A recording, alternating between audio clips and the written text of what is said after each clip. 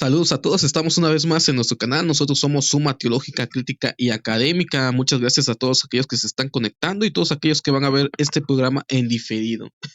Muchas gracias a todos los suscriptores que siguen este canal. Gracias a ustedes es posible realizar estos programas. Aquellos que no están inscritos, les invito a inscribirse y con eso nos animan a poder crear contenido.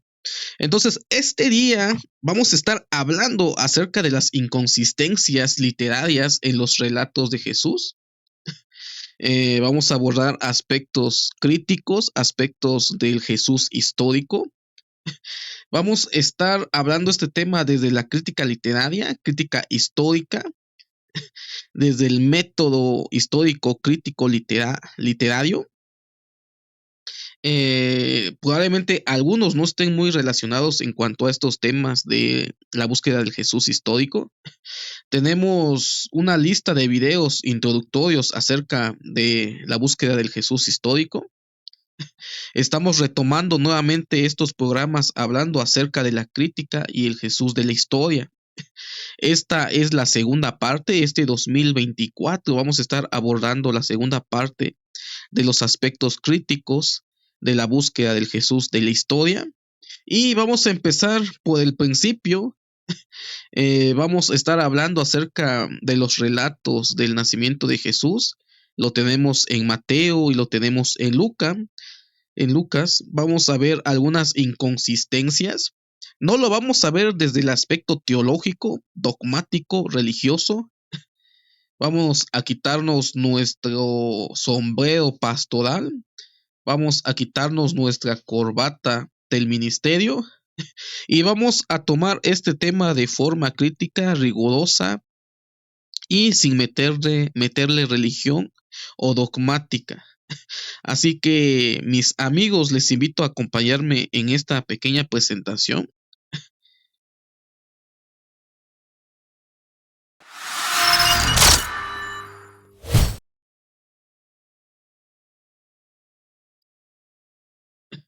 Entonces vamos a estar hablando acerca de las inconsistencias en el relato del nacimiento de Jesús, el Mesías, parte 1. Vamos a estar hablando acerca de estas inconsistencias.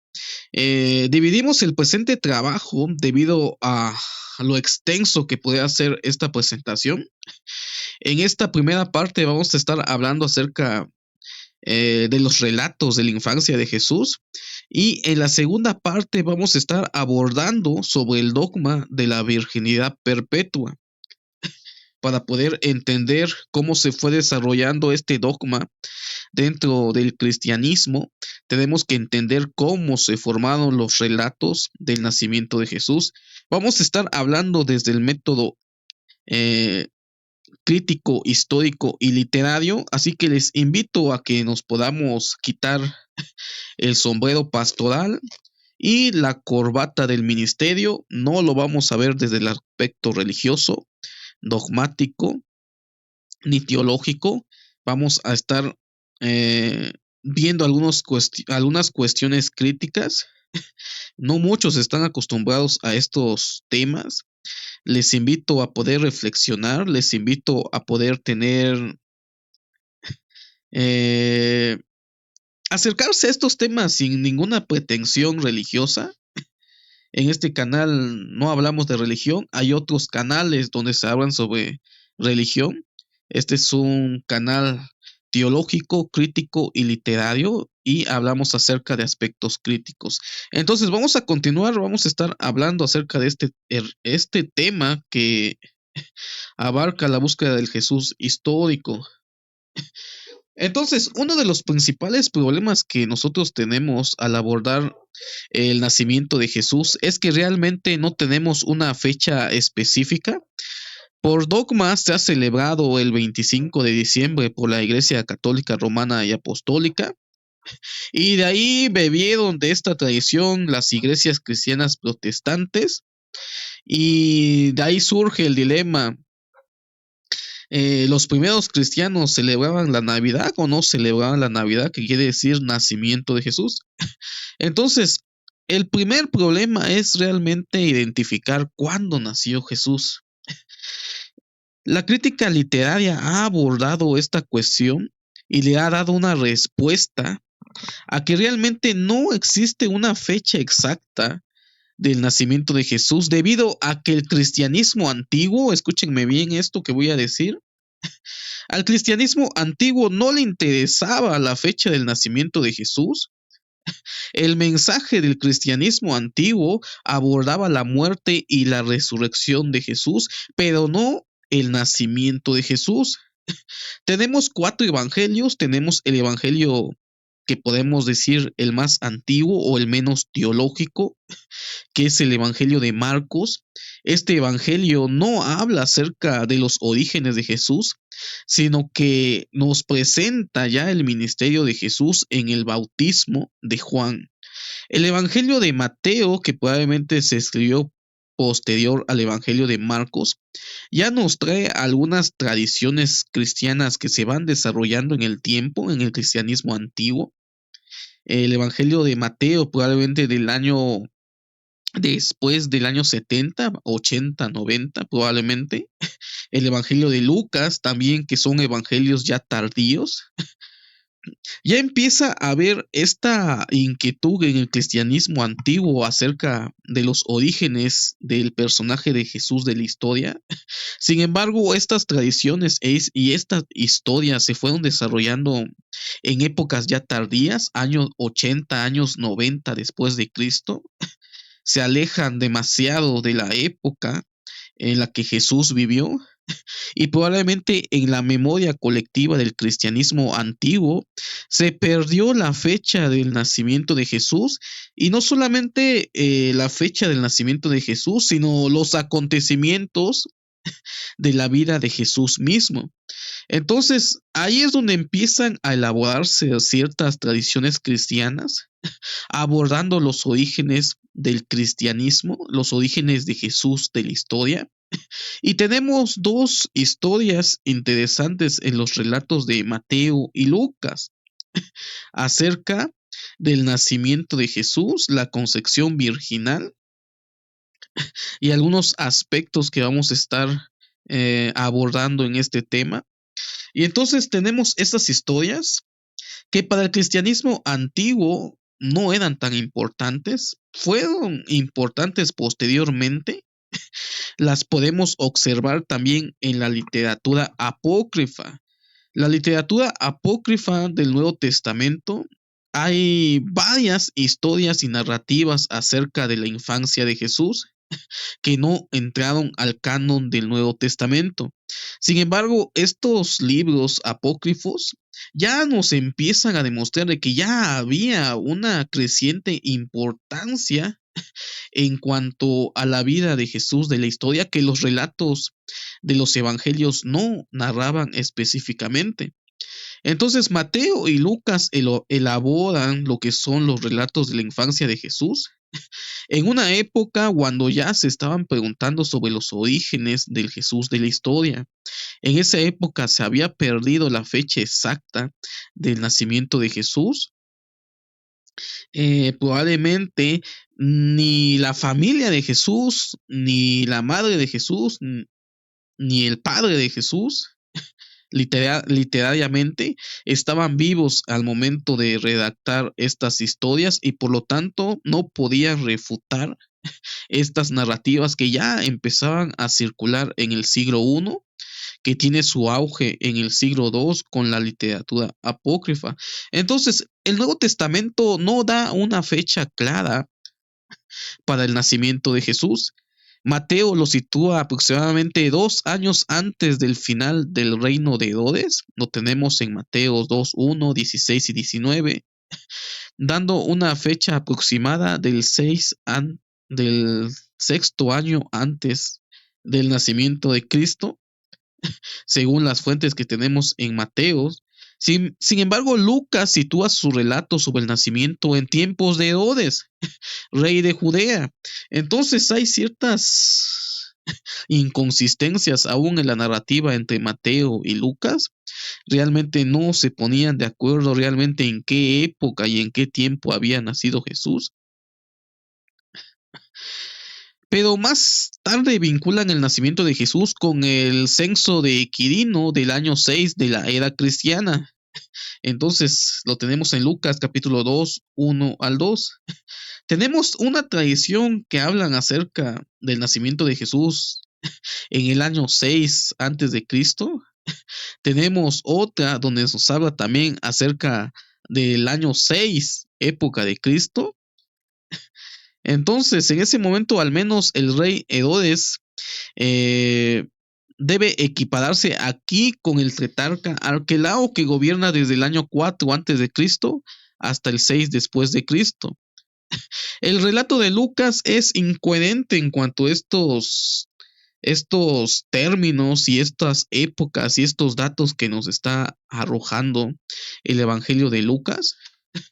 Hay inconsistencias literarias, hay inconsistencias en cuanto a la historia. Mateo lo sitúa en una época muy diferente a Lucas. Y la pregunta es, ¿por qué hay esta inconsistencia en cuanto al año en que nace Jesús?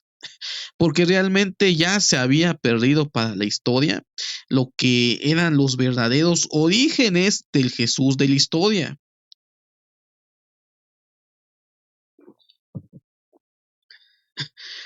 Los relatos de Lucas y Mateo son relatos literarios creados en el cristianismo antiguo, en el cristianismo primitivo, para poder rellenar esos huecos argumentales que deja el Evangelio de Marcos, y que ya en ese tiempo en que se van desarrollando estas narrativas, ya hay una creciente interés en cuanto a los orígenes de este personaje.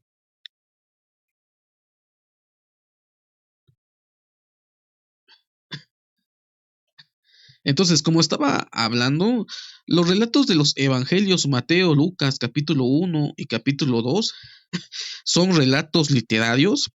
Se ha argumentado de que probablemente estos relatos hayan sido agregados al Nuevo Testamento, al Evangelio de Mateo y Lucas, posteriormente a que se terminaron de elaborar estos evangelios. En otras palabras, estos relatos y estas tradiciones no proceden de manos de Mateo ni de Lucas, sino que posteriormente en el cristianismo primitivo fueron agregadas a estos dos evangelios.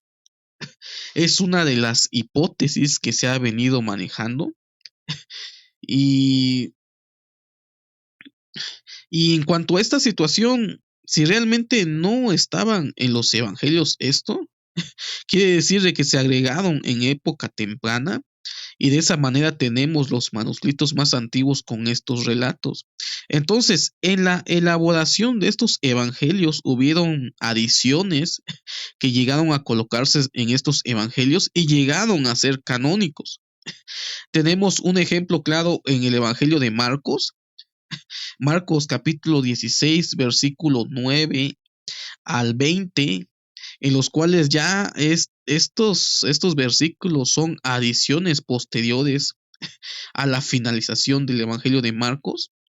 Tenemos otro ejemplo también en el Evangelio de Juan, que probablemente no haya sido escrito por un solo redactor, sino que haya sido escrito por tres autores diferentes. Tenemos un epílogo, me parece que dos epílogos, y que la literatura pareciera narrar que no es el mismo personaje que escribió el Evangelio de Juan. Entonces, no es nada extraño encontrar estos relatos añadidos a los evangelios de Mateo y Lucas, debido a que encontramos ejemplos en los otros evangelios que en la etapa final llegaron a conformar lo que nosotros conocemos, pero en el transcurso de la historia podemos ver que hubieron adiciones a estos evangelios, independientemente de la época en que se terminaron de elaborar. Entonces, esta falta de acuerdo no es de nada extraño. Los primeros cristianos se interesaban sobre todo por el ministerio y la muerte de Jesús. Este es el mensaje principal del cristianismo antiguo. Los primeros cristianos no celebraban el nacimiento de Jesús. Fue en el siglo III, en el siglo V, cuando ya se empezaba a darle importancia a la celebración del nacimiento de Jesús y realmente no es como realmente lo celebra actualmente. Actualmente lo celebran en la época de la Navidad y recordemos de que en Navidad hay de todo, hay fiestas, hay bebidas, eh, hay ciertos vicios. Sin embargo, en el siglo V, cuando se empezó a establecer esta celebración del nacimiento de Jesús, era una celebración de oración y ayuno y veladas. Era un poco más espiritual. Entonces es un dato nada más para que podamos ver la diferencia entre el cristianismo del siglo V y el cristianismo actual. Entonces, los primeros cristianos no se interesaban por el nacimiento de Jesús, sino que el mensaje principal era el ministerio, la vida, la muerte y la resurrección de Jesús. Hasta finales del siglo I no empezaron a escribirse vidas de Jesús y para entonces se había perdido el año exacto de su nacimiento. Entonces Mateo y Lucas, debido a esa pérdida en cuanto a las fechas exactas del nacimiento de Jesús, elaboran estas literaturas y tratan de colocarlas en un lugar que pueda abarcar lo que tenían en la tradición de conocimiento, que Jesús empezó su ministerio entre unos 30 años. Entonces, con estos datos se elaboraron ciertas fechas que tanto Mateo como Lucas no concuerdan realmente en una fecha exacta. El cristianismo, lo que nosotros nos llegó ya del 25 de diciembre, fue interpuesto por tradición.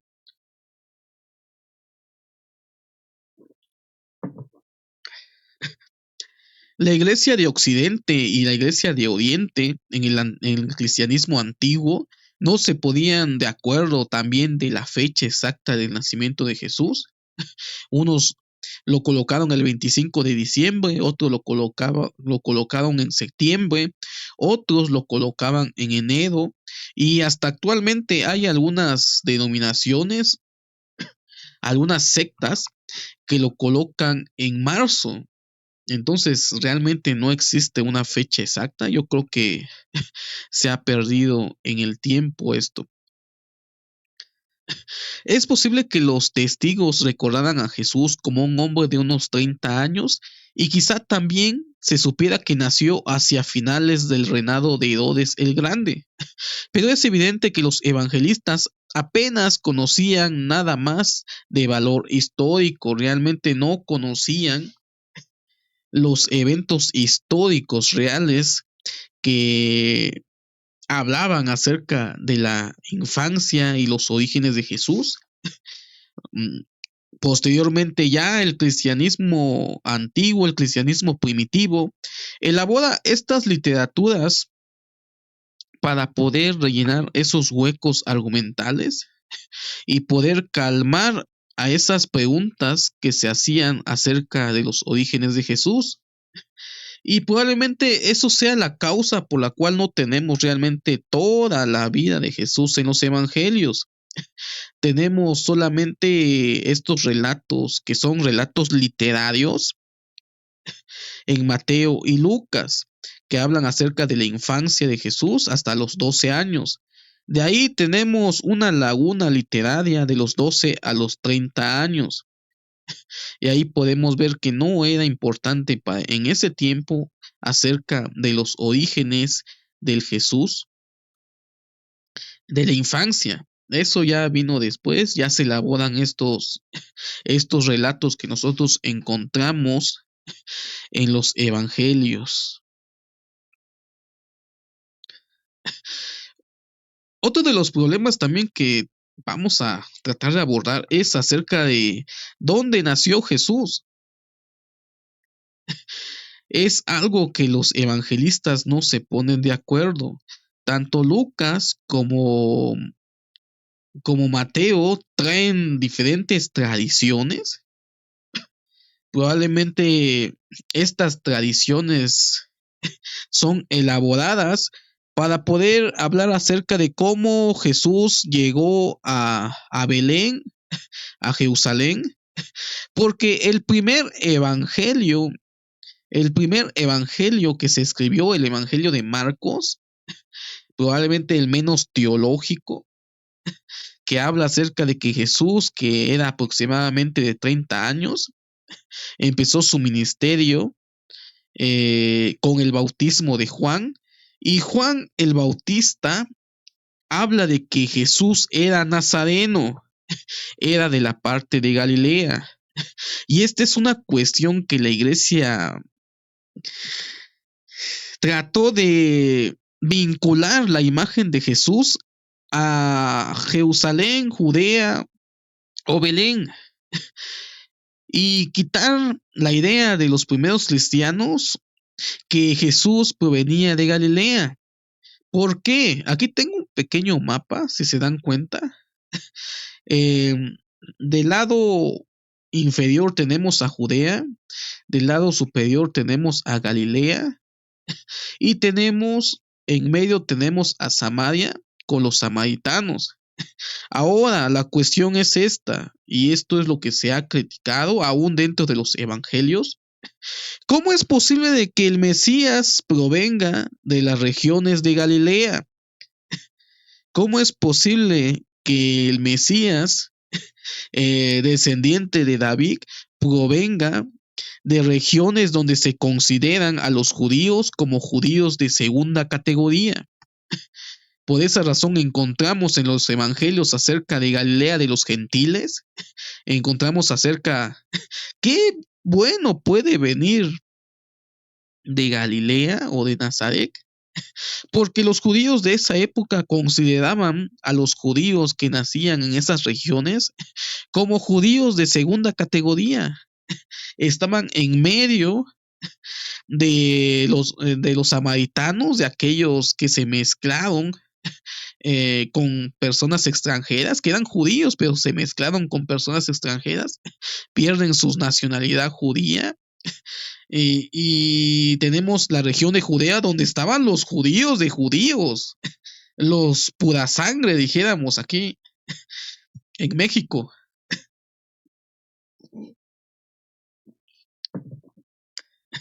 Entonces el primer evangelio habla de que Jesús venía de esas regiones de Galilea. Posteriormente esto fue un problema para la iglesia cristiana, poder ganar la argumentación de que Jesús era el Mesías, pero los judíos sabían de que ¿cómo es posible de que el Mesías vendría de regiones gentiles, de regiones donde se consideraban a los judíos de segunda categoría?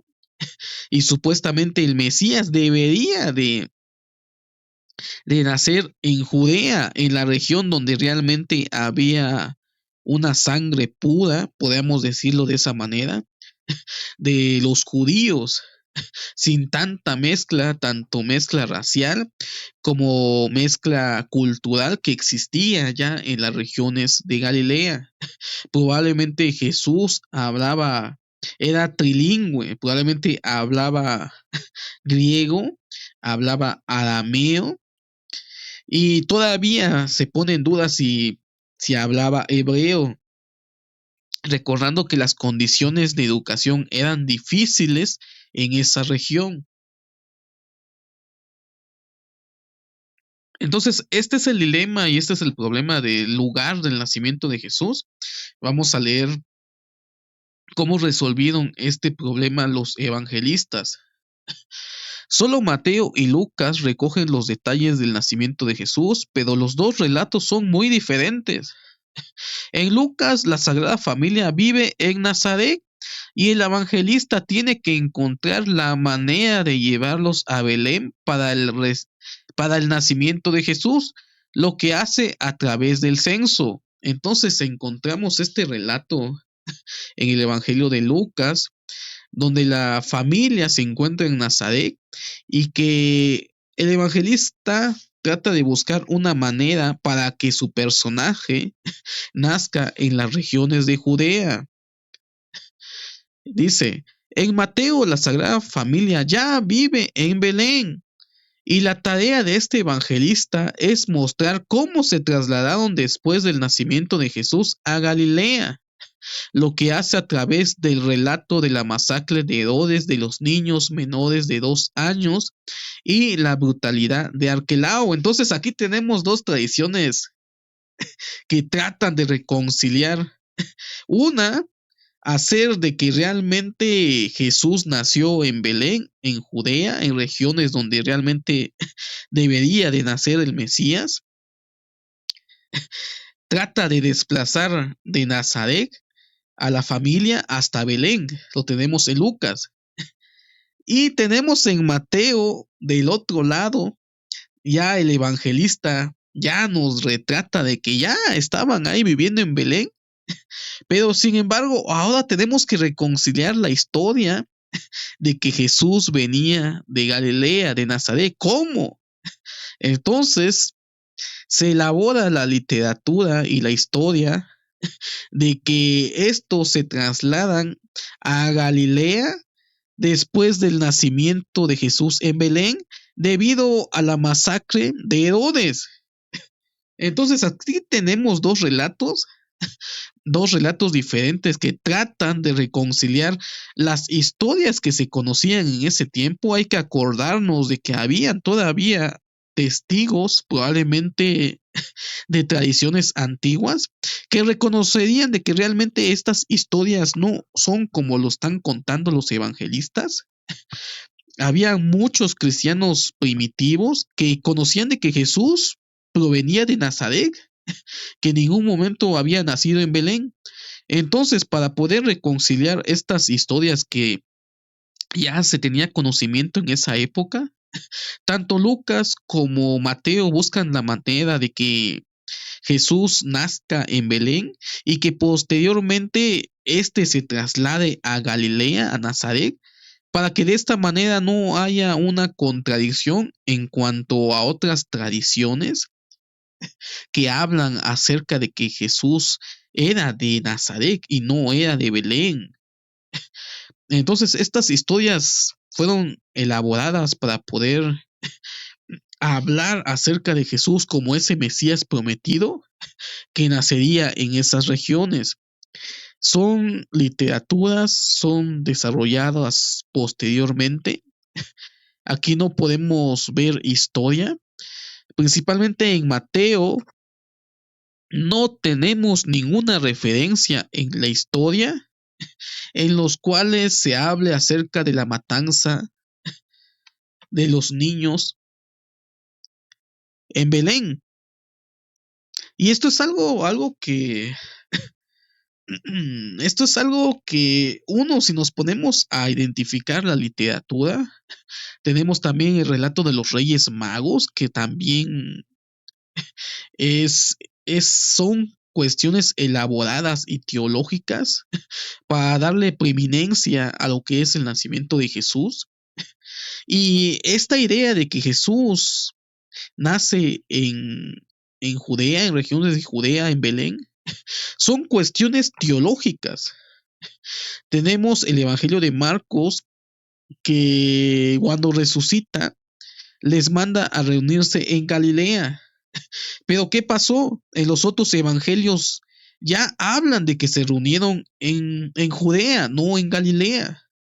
Entonces, esto ha demostrado que también había una fuerte tradición en las regiones de Galilea. Probablemente haya sido el punto de partida de los discípulos en Galilea y no en Judea. Ya por cuestiones teológicas es que se traslada la idea de que todo sucedió en Judea, pero por cuestiones teológicas, recordando de que ahí era el lugar sagrado, tierra santa. ¿Cómo es posible de que los acontecimientos de la ascensión, los acontecimientos de la reunión de los apóstoles sea en regiones gentiles, en regiones fuera de Jerusalén? Entonces, aquí en la elaboración de estos evangelios también tienen propósitos teológicos. tenemos que tener en cuenta también que la teología influenció demasiado en la elaboración de estos relatos que nosotros tenemos en, en los evangelios. Mateo y Lucas tratan de resolver este problema, el problema de los orígenes de Jesús, el nacimiento y el lugar de donde proviene Jesús, sin tratar de lastimar o sin tratar de desmentir esa creencia que había en ese tiempo de que Jesús era de Galilea, no era de Judea. Y de esa manera se reconcilian estos dos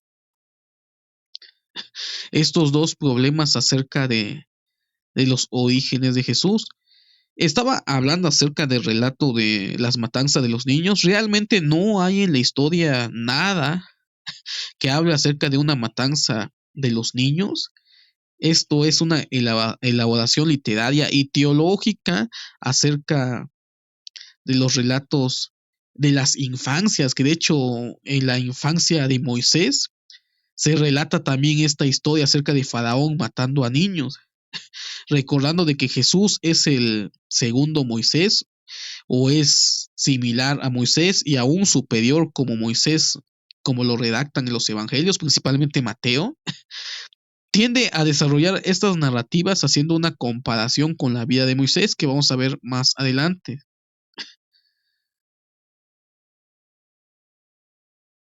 Entonces, este es el problema también, el problema histórico que tenemos. Dice, el censo romano bajo Quirino solo incluía a los residentes en la recién establecida provincia de Judea, no a los que vivían en Galilea de Antipas, y a pesar del detallado relato de Josefo sobre el final del reinado de Herodes, no hay pruebas de la llamada masacre de los inocentes en Belén y sus alrededores. En otras palabras, tanto Lucas como Mateo no nos están narrando acontecimientos realmente históricos. Probablemente sí, sí hubo un censo, pero no como nos lo relata Lucas. La muerte de los niños que habla Mateo no es histórico, no hay un dato histórico en la literatura de Josefo y en ningún otro escrito. Realmente si hubiera ocurrido una masacre, realmente hubieran testimonios escritos, así como pasó con Roma cuando fue quemada. Tenemos escritos hablando a favor y en contra de los cristianos. Habían historiadores que hablaron que sí se quemó debido a los cristianos y habían otros que decían de que sí se quemó Roma debido a Nerón y que le echó la culpa a los cristianos. Entonces, siendo un evento tan grande y tan desastroso como la muerte de varios niños, debió de haber alguien que pudo haber redactado extra bíblico la historia de la muerte y la masacre de los niños, pero no existe y por lo tanto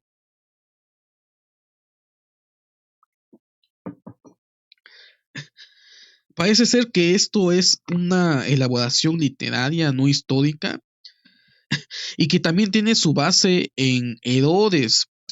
Cuenta la historia Flavio Josefo de que Herodes realmente era una persona eh, mala, despiadada, que mandó a matar a sus hijos y que los romanos decían de que era mejor ser un cerdo que uno de los hijos de Herodes, porque conocían de que Herodes podía matar a sus hijos, pero no podía matar a los cerdos debido a su religión. Entonces, parece ser que esta historia y esta narrativa acerca de la masacre de los niños tiene probablemente su origen a la forma en cómo Herodes mató a sus hijos y toda la vida despiadada que nos narra Flavio Josefo en su historia de los judíos, pero que realmente la historia de la masacre es una elaboración literaria, de la misma forma que Lucas no nos habla realmente de lo que pudo haber pasado en ese censo. No era obligatorio de que salieran de Galilea y se trasladaran a Belén. Esos son algunos problemas históricos. Ahora, la pregunta es, si estos relatos no son históricos, Recordemos de que ningún escritor escribe de la nada. ¿Cuáles fueron las fuentes que fueron utilizadas para poder elaborar lo que es estas literaturas y estas narrativas? Entonces, se ha argumentado de que estas narrativas y literaturas provienen de tradiciones agádicas sobre Moisés como fuente redaccional. Vamos a leer. En Josefo en Antigüedades se dice que Amram, el noble y piadoso padre de Moisés, estaba temeroso, incómodo y sin saber qué hacer con el embarazo de su esposa, ya que el faraón había ordenado que todos los niños varones fueran arrojados al Nilo. Estando en tal estado, Dios se apareció entonces a Amram en sus sueños y le exhortó a no desesperarse. Interesante. Estas literaturas probablemente hayan sido las fuentes de inspiración para la elaboración de la literatura acerca de los orígenes de Jesús, y que estos autores retomaron estas ideas para poder acoplarlas a sus relatos acerca de los orígenes de Jesús, acerca del sueño, cómo el padre de Moisés tiene en sueños, tiene estas visitaciones de Dios, y que le exhorta a no desesperarse, de la misma manera que encontramos en el Evangelio de Mateo. Dice, en Mateo, mientras José, el justo padre de Jesús, se plantea qué hacer ante el embarazo de su esposa, el ángel del Señor se le aparece en sueños y le pide que no tema. Aquí encontramos un paralelismo interesante en las historias extrabíblicas agádicas sobre Moisés. Encontramos cómo seres celestiales le hablan al padre de Moisés y le dicen que no tema. Y encontramos su paralelismo en los evangelios, que probablemente haya sido la fuente de inspiración y redaccional. Como un ángel en sueños se le aparece a José y de la misma manera le pide que no tema. Entonces, estas literaturas fueron importantes para desarrollar lo que es las redacciones de la historia de Jesús o de las infancias de Jesús. Y esto no es nada extraño, era una forma de redactar de los judíos en el periodo intertestamentario. Tenemos el relato de Génesis 6, capítulo, versículo 1, acerca de los hijos de los dioses que hemos hablado en otros programas, que tuvieron o escogieron a mujeres para ellos, y tuvieron relaciones. De un solo versículo elaboran toda la historia, probablemente de los primeros capítulos del libro de Enoc, donde los judíos, ya con esa capacidad de elaborar historias, toman un versículo del capítulo 6 para elaborar los primeros capítulos del libro de Enoc, donde elaboran la historia de los ángeles teniendo relaciones con las mujeres, elaboran la historia de cómo fueron castigados, fueron llevados a prisiones eternas, y posteriormente cómo estos ángeles enseñan a la humanidad varios secretos celestiales. Entonces, quiero que vean que esto era algo común en esa época en el judaísmo, elaborar historias basadas en relatos de la Biblia hebrea, y elaboraban toda esta literatura.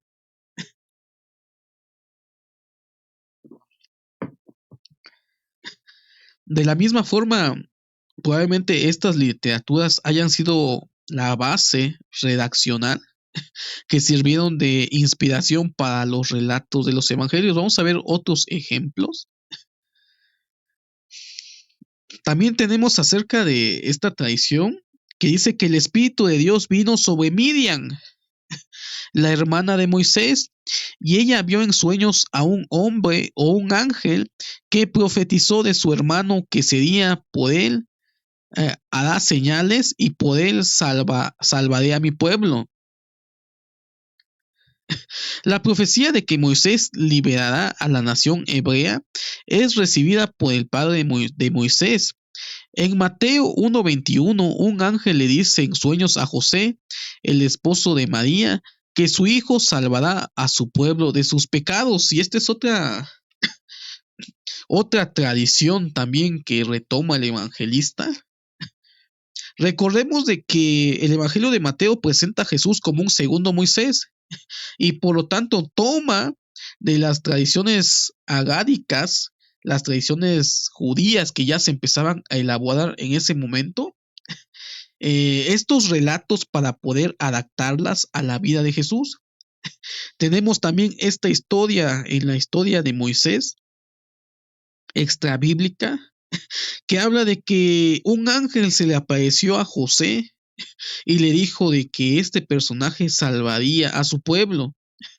Y tenemos también su contraparte en Mateo 1:21, donde un ángel le dice también al padre de Jesús en sueños que su hijo salvaría a su pueblo de sus pecados. Entonces, el origen de un salvador se remonta a estas literaturas acerca de Moisés y que tiene su paralelismo en la historia de Jesús, que pudieron haber sido la base redaccional acerca de los relatos de la infancia, estos paralelismos. Y esto es algo muy común en el Evangelio de Mateo. Recordemos de que Mateo también presenta a Jesús en un monte, así como Moisés recibió las tablas de la ley en el monte Sinaí. Este evangelista coloca a Jesús en el monte y en el famoso sermón del monte, interpretando la ley de Moisés, colocándolo como igual a Moisés o en su caso como superior a Moisés. Sin embargo, la imagen de Moisés en la literatura matiana tiene paralelismos para dar a entender de que Jesús ese es otro profeta que habría de venir, que fue profetizado por Moisés, que es similar a Moisés y que los evangelistas, en este caso el evangelista de Mateo, coloca a Jesús como superior a Moisés. Y algo interesante para hablar así, solamente un dato para que vean cómo se estructuraba la literatura de los evangelios. La historia que coloca a Jesús en el monte no es un monte y tampoco es un sermón. Probablemente Mateo capítulo 5 al 7 sean relatos de tradiciones orales que Mateo reúne y le da forma de un sermón y coloca una imagen o un contexto que es en un sermón. En otras palabras, de esa forma el redactor del Evangelio de Mateo, quien sea, elabora esta historia con los dichos de Jesús que él tiene acceso y nos muestra cómo va elaborando el contexto, poniendo a Jesús en el monte, colocando estos dichos como si fuera la predicación en el monte. Y de esa forma vemos cómo se va elaborando lo que son los evangelios. Entonces, continuamos. Existen otros relatos también de la misma tradición de Moisés. En el momento del nacimiento de Moisés, el faraón había dado la orden de eliminar a todo hebreo varón. El nacimiento de Jesús estuvo acompañado de una circunstancia similar, la matanza de los niños de Belén por parte de Herodes. Entonces, este es algo que vemos tanto en la historia de Jesús como en la historia de Moisés, sobre la muerte de los infantes.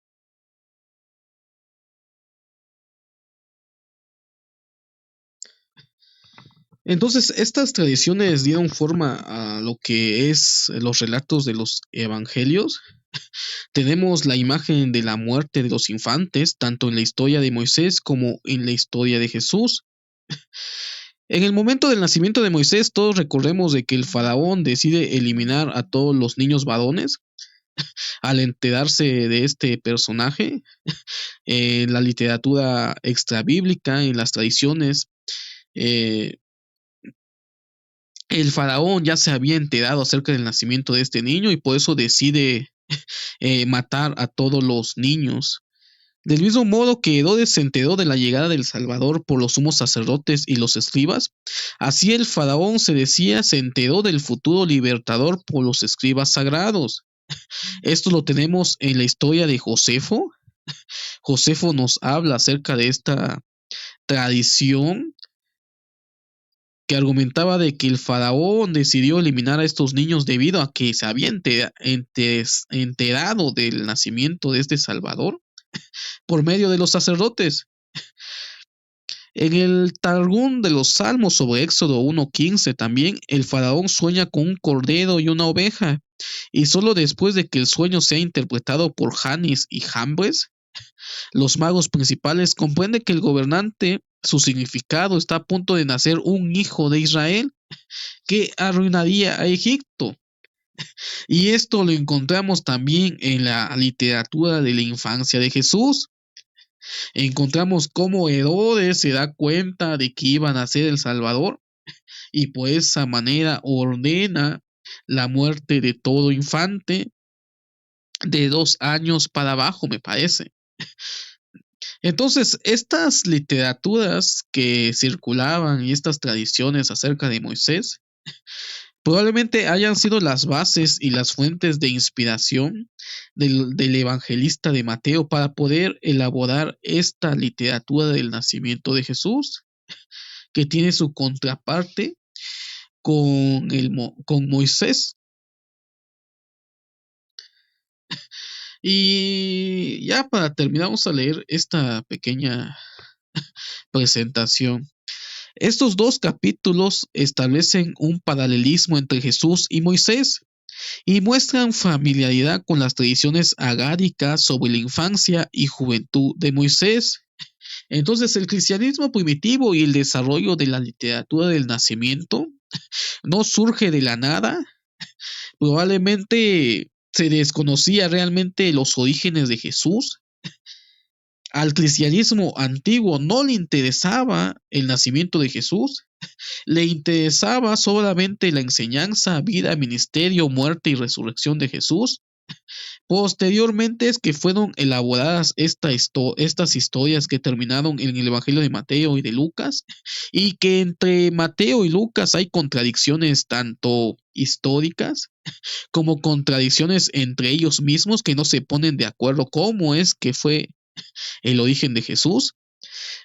Mateo traslada a Jesús de Judea a Galilea.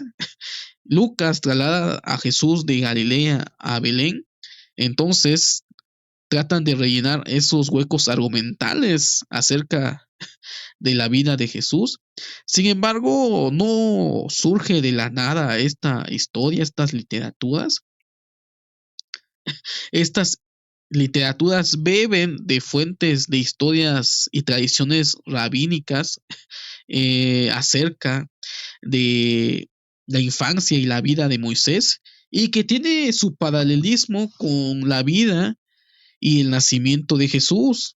Realmente ningún redactor escribe de la nada, siempre va a haber cierta influencia. Tenemos ejemplos en las historias mitológicas del Antiguo Oriente, que fueron de base probablemente de inspiración para poder elaborar aquellas literaturas que encontramos en Génesis capítulo 1 al 11. Entonces, de la misma manera, los redactores, tanto Mateo como Lucas, no escriben de la nada. Es desde el método crítico histórico y literario, desde la búsqueda de la crítica de tradiciones, tratar de encontrar cuáles son los orígenes de esas tradiciones antiguas que dieron forma a lo que son los evangelios. Podemos ver de que tiene la base y la fuente de estas historias que se conocían y circulaban en esa época en que se redactaron las historias de Jesús, y que el evangelista de Mateo utiliza para poder elaborar su historia acerca del origen de Jesús, haciendo un paralelismo entre Moisés y Jesús. Y las personas de ese tiempo las personas que leían estas narrativas se daban cuenta realmente qué es lo que quería decir Mateo al darle esta imagen a Jesús en contraposición con la imagen de Moisés, dando a entender de que Jesús era ese profeta que vendría, que sería ese Mesías, que sería ese personaje que sería igual o superior a Moisés. Según Hechos 7:20, Moisés era hermoso de niño, fue instruido en toda la sabiduría de los egipcios. Los cristianos que consideraban a Jesús como un nuevo Moisés, como el último redentor, como el profeta como Moisés, podrían haber utilizado con toda naturalidad las tradiciones mesiánicas para elaborar un relato de la infancia como el de Mateo. Y esto es lo que pasó en el cristianismo antiguo, como dice el texto. Los cristianos que consideraban a Jesús como un nuevo Moisés, como el último redentor, como el profeta como Moisés, podría haber utilizado con toda naturalidad las tradiciones mosaicas para elaborar un relato de la infancia, como lo hizo el evangelista Mateo. Nada surge de la nada, siempre hay ciertas influencias. Aún la teología del Nuevo Testamento, las fuentes que dieron origen al Nuevo Testamento, proceden de la teología del periodo intertestamentario, la teología de la época del Segundo Templo, que dieron orígenes a la teología del Nuevo Testamento. Mucho se ha dicho de que estas redacciones fueron dictadas palabra por palabra desde los cielos. Sin embargo, según la crítica literaria, se ha demostrado de que ningún autor escribe de la nada, sino que realmente hay ciertas influencias teológicas, influencias literarias, para darle forma a las literaturas que nosotros encontramos en los evangelios. Y una de ellas es la implicación del origen de Jesús. Si nosotros realmente vemos estas historias en el Evangelio de Mateo y el Evangelio de Lucas como historias literarias, en otras palabras, realmente no sabemos nada del Jesús de la historia en su infancia. La búsqueda del Jesús histórico ha narrado de que la infancia de Jesús probablemente haya transcurrido como cualquier niño judío de la época del periodo del Segundo Templo. Fue hasta los años 30 que realmente empezó la vida pública de Jesús, y es donde nos aborda el Evangelio de Marcos algunos datos probablemente históricos, que Jesús surgió de Galilea, de Nazaret, y que posteriormente los evangelistas posteriores, Mateo, Lucas, Juan, debido a esa mala imagen que tenían de Jesús como un judío de segunda categoría que venía de Nazaret y que no podía haber sido el Mesías, elaboran estas historias que nosotros tenemos en el Evangelio de Mateo y el Evangelio de Lucas, que no cuentan hechos históricos, pero sí cuentan hechos teológicos.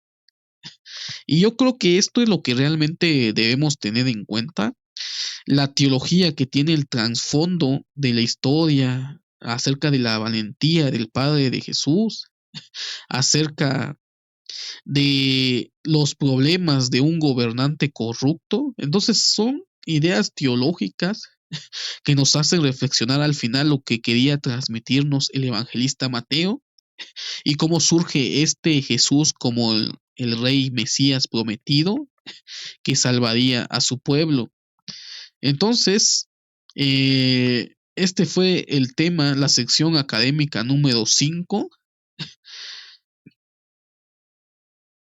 La sección académica número 5 hablamos acerca de las inconsistencias en el relato del nacimiento de Jesús el Mesías, parte 1.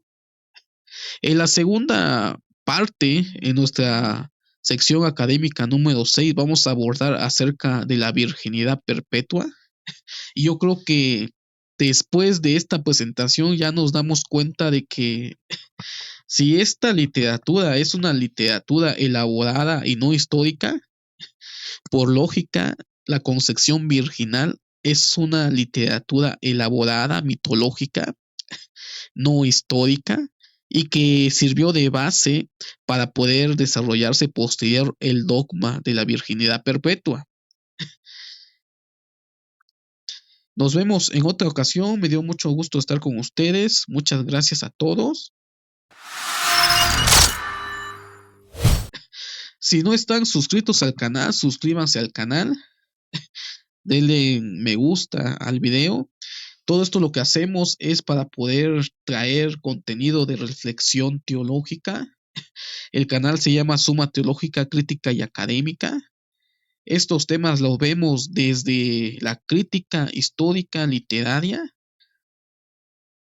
No hay que ser, a veces nos encontramos con estos temas y nos escandalizamos. No hay que escandalizarse.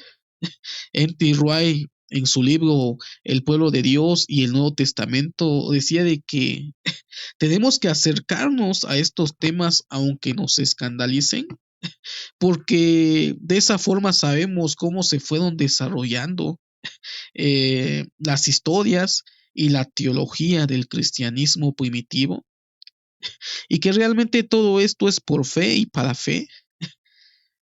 Realmente no sabemos exactamente las cosas cómo ocurrieron en la antigüedad. Lo que tenemos en los evangelios es historia interpretada. ¿Qué quiero decir con esto? Es la interpretación de la historia que aconteció acerca del Jesús de la historia y que tiene implicaciones teológicas, implicaciones de tradiciones cristianas antiguas, implicaciones de tradiciones cristianas que se fueron desarrollando. Entonces, lo importante es saber de que Jesús fue un personaje histórico, de que cambió la historia y ha cambiado y puede cambiar la vida de las personas. Tenemos que verlo como ese personaje histórico que vino a cambiar un antes y un después de la historia de la humanidad.